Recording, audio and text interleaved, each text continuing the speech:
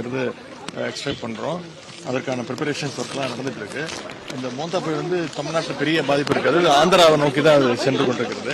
இருந்தாலும் இந்த வடசென்னை பகுதி, திருவள்ளூர் பகுதிகளில் ஒரு 5லிருந்து ஒரு 7-8 சென்டிமீட்டர் வரைக்கும் மழை எதிர்பார்க்கலாம்னு வானிலை மையம் வந்து நமக்கு தெரிவிச்சிருக்கிறாங்க.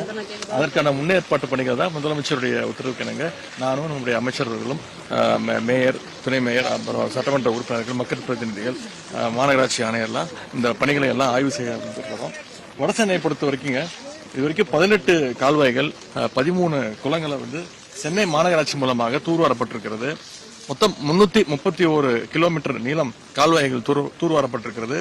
3.5 லட்சம் டன் கழிவுகள் அங்கிருந்து அப்புறப்படுத்திருக்கிறது. எனவே முதலமைச்சர்கள் இந்த முன்னெச்சரிக்கை ஏற்பாடுகள் துரிதப்படுத்த சொல்லியிருக்கிறாங்க. குறிப்பா சோசியல் மீடியால, சமூக வலைதளங்கள்ல பொதுமக்கள் செய்கின்ற புகார்கள் அதையெல்லாம் உடனடியாக கவனிக்க சொல்லியிருக்கிறாங்க. அதன் பேரில் இன்னைக்கு வந்து இந்த வியாசர்பாடி, அம்பேத்கர் கல்லூரி குளம், கேப்டன் காட்டன் கால்வாய், கொடுங்கையூர் கால்வாய் ஆகியவற்றெல்லாம் இன்னைக்கு ஆய்வு செஞ்சிருக்கிறோம். அடுத்த 10 நாட்களுக்கு மிகப்பெரிய மழை இருக்காது அப்படிங்கிறது வானிலை மையம் வந்து தெரிவிச்சிருக்கிறாங்க.